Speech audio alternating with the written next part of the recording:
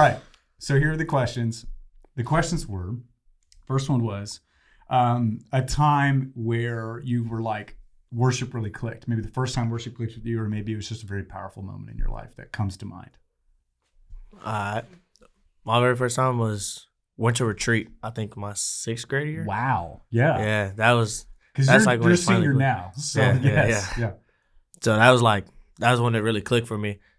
I think it was like a morning service. Then I woke up and I was like, all right, let's see if it's just another church service. And that's when worship really clicked to me.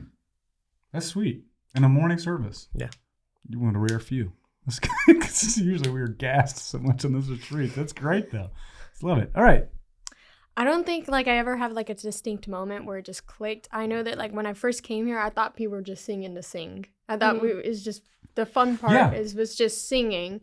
But then like, and I never paid attention to lyrics. I never like paid attention to like, there's actually like some of them scriptures from Bible, like all of those things. So I guess it's just like after listening and now I know most of the songs that play, it's just like I understand that worship is a big thing and it's basically like it's giving your all to God.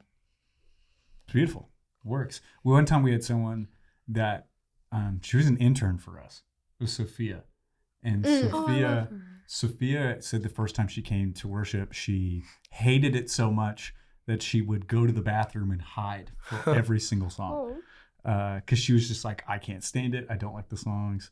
Like, didn't like it. Which is funny because by her senior year, she would find her own space, like in the back, and just worship her heart out and just full body, just close her eyes and sing her heart out and really connect with the Lord. So I remember that. It was very sweet to watch, but I never knew she hated it. But I love that it's like you can come in and not know, and then eventually as you get to know the Lord, like it completely changes for sure. What do you?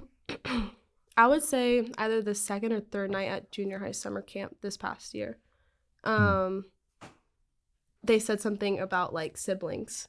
Or, you said something about siblings, and it was like, all I could think about was my brother, and that's, that clicked with me, and so I turned into more praying than worshiping. Yeah. Because at the time, he was just not there. Right. And I wanted him to be there with me. But and I feel like ever since then, I really started looking more at the words than like, just like kind of like what you said, or I don't know, just like, yes, there's songs, but I started looking at like more like the meaning behind the songs or like the words. Okay. And so now I put it on every morning, have my own playlist. And I try to worship my heart out in the morning just to start my day. That's great. Do you find it helps your day? Yes, because on the days that I don't, those days are very rough. I notice a pattern. Yes. That's a good note. That's a good note to have. Yeah, I don't think I actually connected honestly with worshiping probably till I grew up in church as long as anyone could. So it took me at that time 15 years to figure it out. I used to hate it. I used to not like worship because I didn't like the motions. I didn't like kids. It didn't connect with me. I don't ever raise my hands as much though anymore. Do you know why we raise our hands? Does anyone know that? Anyone know? I don't. Because I feel like when I Kelan wants to answer. I don't know why we roll. You don't know why? There is an answer. Not. There is an answer. Yeah. I mean, is it to like feel more closer or like connect with God more? Because like that's the reason why I do it is to like I feel like His hands are on my hands, like holding my hands, like sometimes, and so I kind of stopped. That's a better answer than I had, but yeah, that's wonderful. What do you think? Couldn't tell you. Yeah, you're just like the first mission trip. I would like look around. Everybody's raising their hands, and I'm like, did not raise my hand during worship once, and now it's like just something I do. It's it's almost natural, a bodily connection. Still barely do it to this day. Yes. So okay, let's explain that. So it's cultural. It's not mandatory. You don't have to raise your hands to worship the Lord. You don't have to. That's not the only way you receive. One of the reasons we do it, particularly at this church, is because it's a way in which we physically posture ourselves in surrender. If you're in a fight, one of the dumbest things you could do is probably put your hands up. You want coverage. Yeah, you want coverage. It's tight. And I mean, I'm more like Floyd Mayweather. Yeah, but if you have your hands up, also that was a sign of surrender, especially in battle. And it because you're not doing anything. Like your hands are up, it's over. If I'm doing this and there's a problem, I'm trying to get someone's attention. So we're not trying to get God's attention. He already sees us. What it is, it's a physical posture of what my heart is saying. I'm surrendering this day, this terrible attitude, like just my family, the junk of my life, my perspectives, my confusion, my doubts, my fears. And in this moment, I'm worshiping God. And the physical things are symbols to get our heart to recognize what we're trying to place ourselves in. So it's like, sometimes I get on my knees. I don't have to worship on my knees, but sometimes I worship on my knees because I'm really like, Lord, I'm seeking you and I'm serious. And I'm serious. It's kind of like, you don't have to, if you're in a relationship with somebody, you don't have to hold their hand to show that you care. But the symbol of holding their hand is very nice, like the gesture. You know, this dude. I didn't even say nothing. But it is true. It is true. That's a physical gesture of care and affection. So does it mean, like, is it the only way? No. But it is a way in which we show care and affection. So when we lift our hands, it's a surrender thing. We're physically posturing ourselves of where our heart's trying to be with the Lord. This is about you. I worship you. I care for you. So great. His hands on your hands is a really strong note, though, Maddie. You picked up on something real good there. Okay, the second one is, what was a moment that you feel like God just blessed you?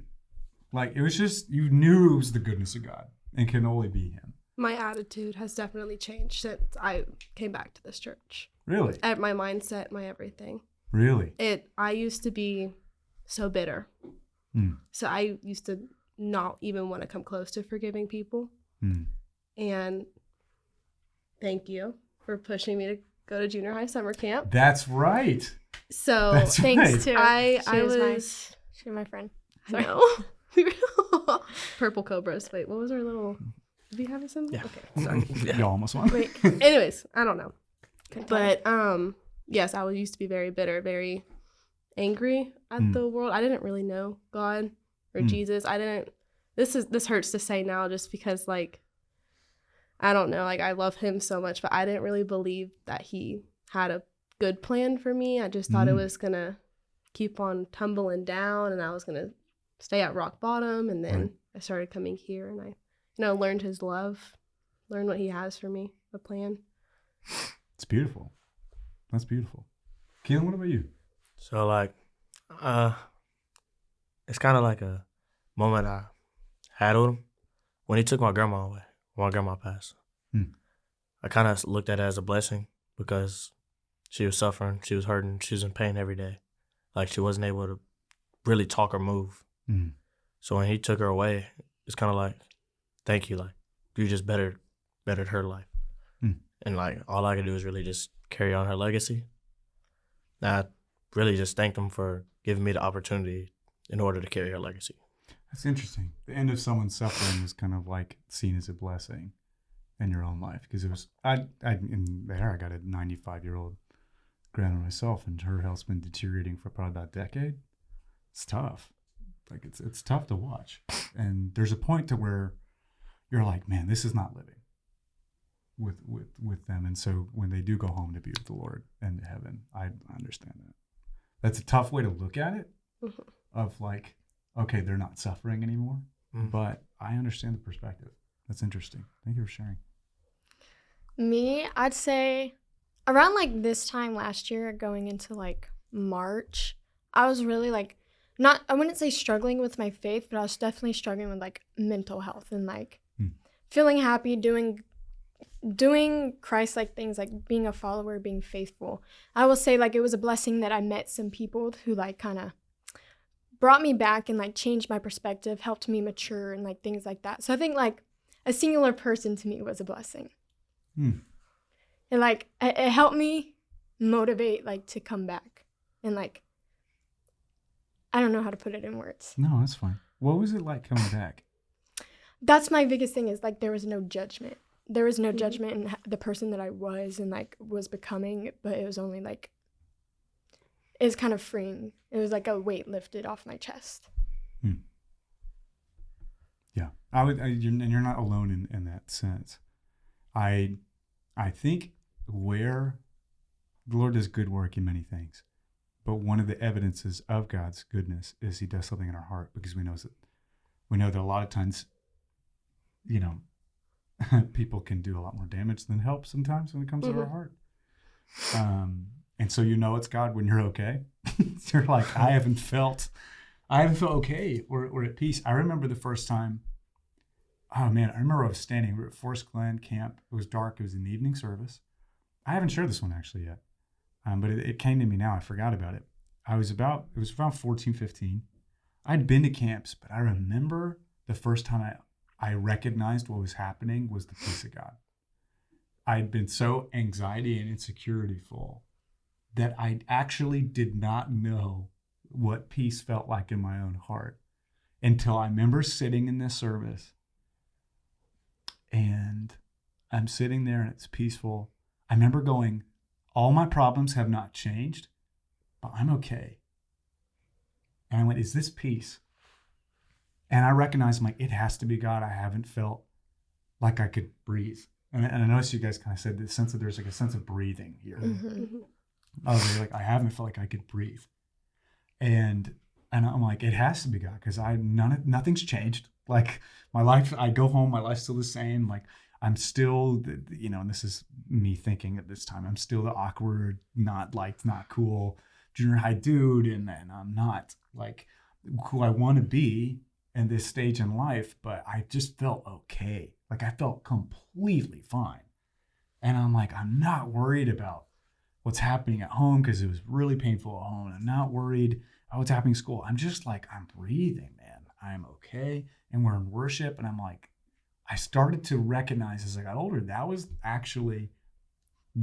God. In Philippians 4, it talks about that the peace of God, which surpasses all understanding, will guard your hearts and your minds in Christ Jesus. Sometimes we don't understand until after it's happened to us that God's been working on our heart the entire time. Which is why it's good you have people that are kind of like, hey, keep like coming around. Like, yeah, you're like, just because what's happening is we're wanting God to settle in you. We're wanting His work to settle into you. And then when it clicks of going, I'm okay. Yeah. I can come back here. God still loves me.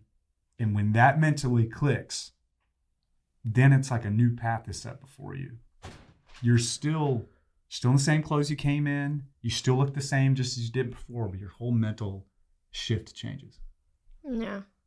And that is everything. But that took time. Like from here, that took time. Yeah, for because you experienced something in 6th grade, but then had to kind of re-experience things as you've gone along the way. Of like, okay, this is hitting. Because I remember you came in, it was the 9th grade. You guys came in this like 9th grade Conroe group. Yes. Yeah. That like all mass came at one time, because y'all would like huddle up in a certain area. Yes. And I remember that. And then what was interesting is some went to different churches, some stayed away from the Lord. You stayed for a while. What you think? Maybe what kept you initially was different, but what kept you over the long term? I ain't lying. So my freshman year, I played baseball. Yeah. And everybody knows, like, Dylan's brother's the coach. He was the freshman coach. So really, like, me and Dylan started talking. Mm-hmm. And I kind of felt like, all right, like, I got somebody to talk to. I got a pastor I can actually talk to. And that just kind of, like, kept me intrigued. Then, of course, I met everybody else, and I was like, this is something, like, I can get into. Like, I could go to a different church, but it wouldn't feel, like, the same. Like, I wouldn't have the same connections or same like, feeling. Jesus says in the disciples where He said, pray that there are laborers in the harvest, that the Lord sends people to reach people. And that God will use people to get you to the fact that He's trying to get you to Himself. Like He's like, come here, but sometimes we won't listen. And it's like, well, I'll use this person to say to come here. And then you recognize He's been searching for you all along. And that's a wonderful feeling.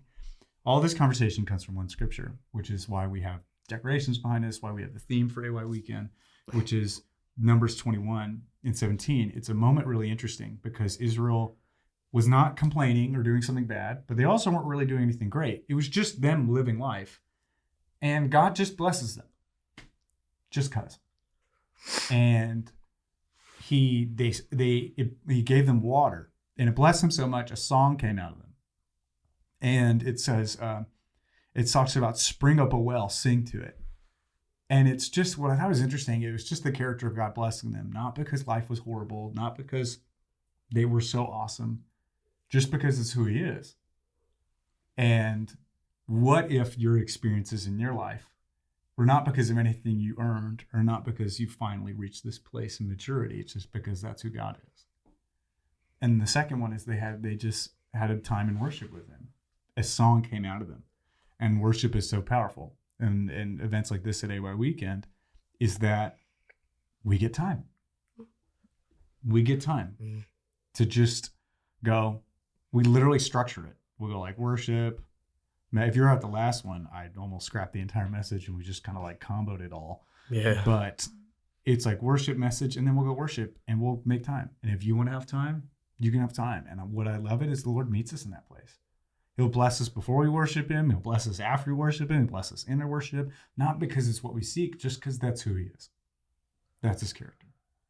And I love that aspect about God. And I pray as you get older, you learn it quicker than I did. Changes a lot of things how you view yourself. Good? Good. Yes. You're so old and wise. I know. Shut up. Shut up. Although, check this out. Look on the side. Look Gray how many hair? grays. Oh my goodness. Look how many grays. Unk. are coming. That's yeah, Unk. Look how many grays, right?